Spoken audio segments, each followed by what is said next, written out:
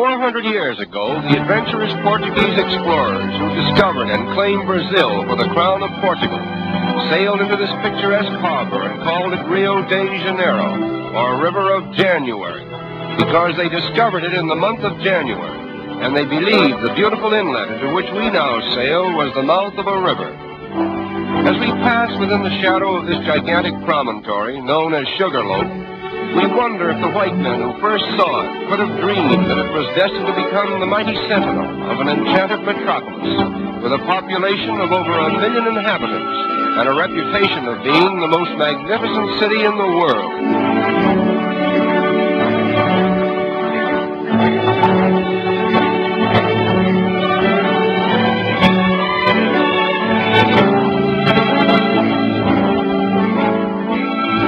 Passenger ships arriving at Rio today literally tie up at the foot of Main Street and immediately become a picturesque part of the skyline, as well as a convenient point of egress to the city itself. Rio de Janeiro is not a manufacturing city. Therefore, there is a preponderance of foreign goods on sale in all the smart shops. Nevertheless, foreign influence has not changed the strong allegiance which the Brazilians have for their native continent. They proudly proclaim themselves South Americans, and they very much resent the North Americans' alleged monopoly of the word American.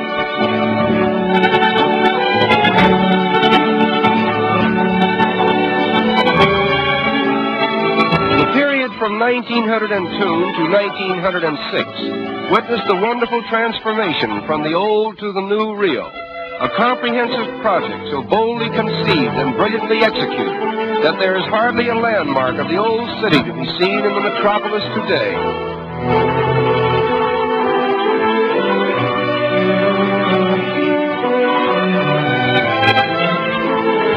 The most unique feature of the clean and spacious streets is the decorative mosaic work that adorns the sidewalks. Almost every block has a pavement with patterns so individual in design that one could find his way about the city by becoming familiar with them.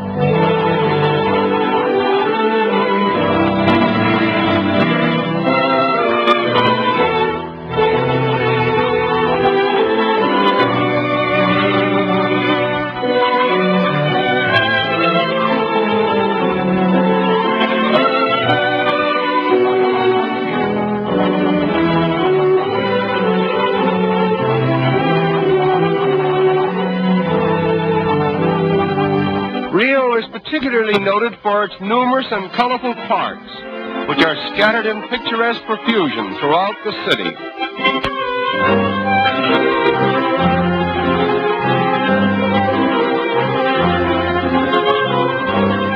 In 1808, the King of Portugal was forced by Napoleon to abandon his country and reestablish his throne in Brazil. When he arrived in Rio, he brought with him, among other things, the first tiny sprouts of the famous royal palms, which he planted here. It was decreed that only members of the royal family might have the privilege of cultivating this particular species of tree. But time and nature have overruled the regal command, and the royal palms that were meant to be the exclusive property of Portuguese royalty are now the common heritage of all Brazil. The outstanding landmark of Rio is Sugarloaf Mountain, and from whatever angle one may view it, it forms a most impressive picture.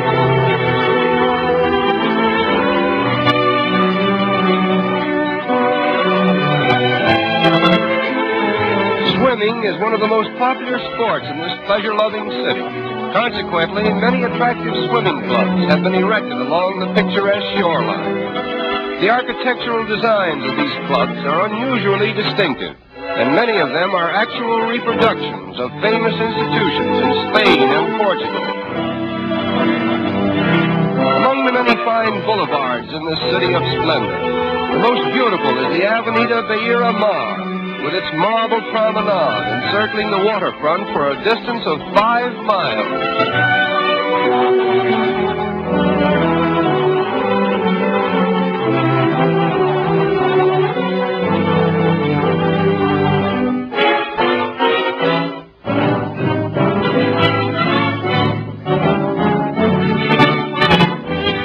As in most countries of South America, the color of one's skin does not always determine one's social standing.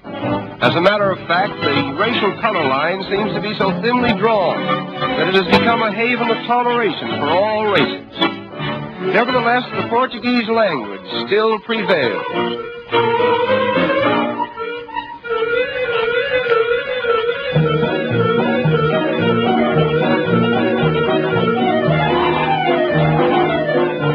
In the business districts of the city, there are a number of tiny shops where the more industrious young ladies of Rio earn their livelihood.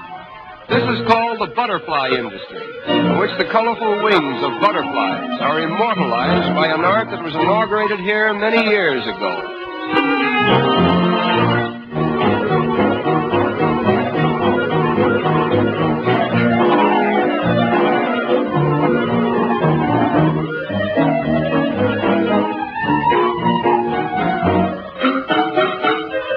The design is first painted on glass, and the delicate butterfly wings, which have been carefully assorted for their best colors, are cleverly worked into the design and held in place by adhesive tape.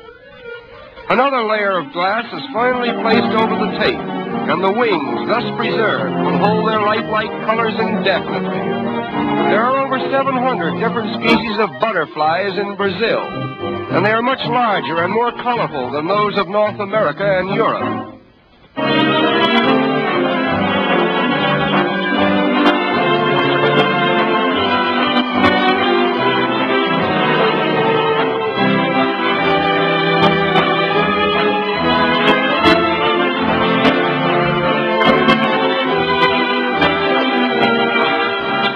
The completed articles consist of tea trays, vanity and jewel cases, bonbon dishes, and decorative pictures designed to glorify the city's landmarks.